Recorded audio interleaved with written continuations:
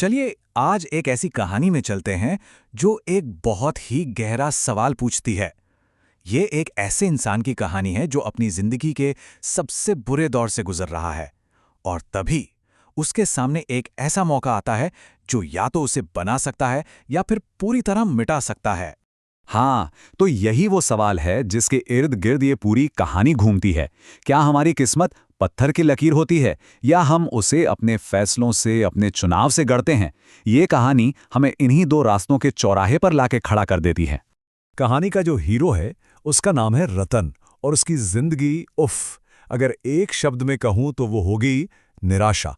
जरा सोच कर देखिए, रतन रोज जंगल जाता है, जी तोड़ मेहनत करके लकड़ियां काटता है और फिर उन्हें उस धूल भरे बाजार में बेचने की उम्मीद लेकर पहुंचता है।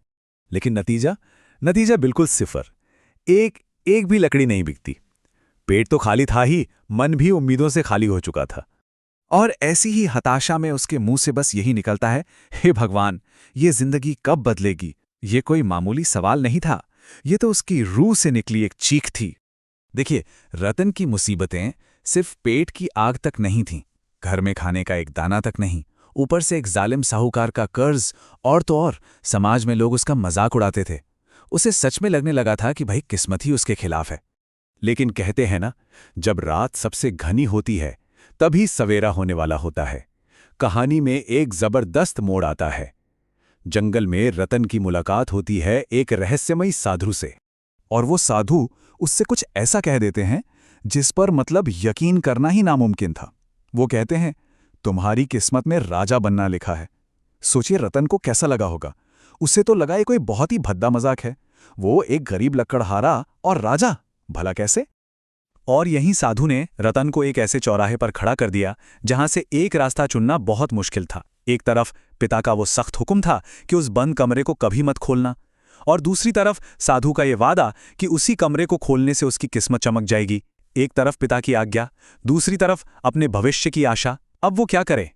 और आखिर में रतन एक फैसला करता है। वो अपने पिता की आज्ञा तोड़ने का वो बड़ा जोखिम उठाता है और उस बंद रहस्यमयी कमरे का दरवाजा खोल ही देता है। और दरवाजे के पीछे जो था उसने तो उसे हैरान ही कर दिया। एक राजकुमारी की लोहे की मूर्ति, बिल्कुल जीती जागती सी, मानो अभी बोल पड़ेगी। फिर उसके पिता के पुराने जंग लगे औजार, लोहे के ढेर सारे बर्तन और एक कोने में पड़ी एक भूली बिसरी भट्टी। ये सब क्या था? ये उसकी विरासत थी, एक लोहार की विरासत। पर असली जादू, असली राज तो उन बर्तनों में था। वो जितने भी बर्तन बाजार में बेचकर आता, अगली सुबह वो सब जादुई तरीके से अपनी जगह पर वापस मौजूद मिलते। सोचिए, ये तो एक ऐसा वरदान था जो उसकी पूरी दुनिया बदलने वाला था। अब जैसे जैसे उसके दिन फिरने लगे, उसका अकेलापन कम नहीं हुआ। तो वो उस खामोश मूर्ति से बातें करने लगा, अपना हर सुख हर दुख सब कुछ उसे बताने लगा। और धीरे धीरे उसे पता भी नहीं चला कि कब वो उस लोहे की राजकुमारी को अपना दिल दे बैठा। और अब कहानी अपने सबसे अहम, सबसे नाजुक मोड़ पर आ पहुंचती है। उस मूर्ति का राज खुलने वाला था और रतन की जिंदगी की सबसे बड़ी परीक्षा होने वाली थी। और फिर एक शाम वो हुआ जिसकी किसी ने कल्पना भी नहीं की होगी। वो मूर्ति बोल पड़ी। उसने बताया कि वो राजकुमारी चंद्रलेखा है और एक श्राप की वजह से इस हाल में है। तो ये श्राप था क्या? असल में राजकुमारी चंद्रलेखा अपने घमंड और बुरे बर्ताव की वजह से एक साधु के श्राप का शिकार हो गई थी। साधु ने उसे लोहे की मूर्ति बना दिया। और जानते हैं इस पूरी घटना के गवाह कौन थे? रतन के पिता। अब श्राप को तोड़ने की कुछ शर्तें थीं। पहली, इसे सिर्फ रतन ही तोड़ सकता था। दूसरी, जब वो ठीक 21 साल का हो जाए। तीसरी, उसे अपनी मर्जी से एक बहुत बड़ा बलिदान देना होगा। और वो बलिदान क्या था? वो बलिदान था उसका अपना हाथ। ये सुनते ही रतन एक पल के लिए भी नहीं झिझका। उसके दिल दिमाग में बस एक ही बात आई, प्रेम में त्याग ही सबसे बड़ी पूजा है। वो उस राजकुमारी के लिए अपना हाथ तक कुर्बान करने को तैयार हो गया, ये सोचे बिना कि वो कभी उसकी हो भी पाएगी या नहीं। और इस निस्वार्थ प्रेम ने सच में चमत्कार कर दिया। जैसे ही रतन ने बलिदान दिया, राजकुमारी इंसान बन गई। और तभी वही साधु दोबारा प्रकट हुए और रतन के सच्चे प्यार के इनाम में उसका हाथ जादुई तरीके से वापस लौटा दिया। तो इस त्याग और इस इनाम के साथ रतन की यात्रा अपने अंजाम तक पहुंचती है।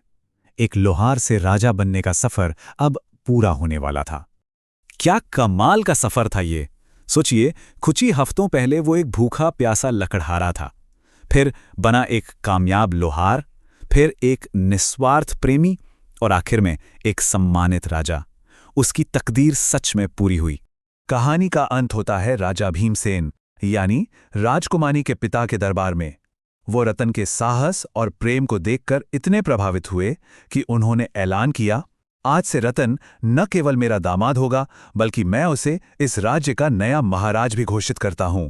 तो इस तरह वो इंसान जिसे लोग लोहार का बेटा कहकर ताना मारते थे, वही अपनी सच्चाई, अपने प्रेम और अपने त्याग के दम पर राजा बन गया।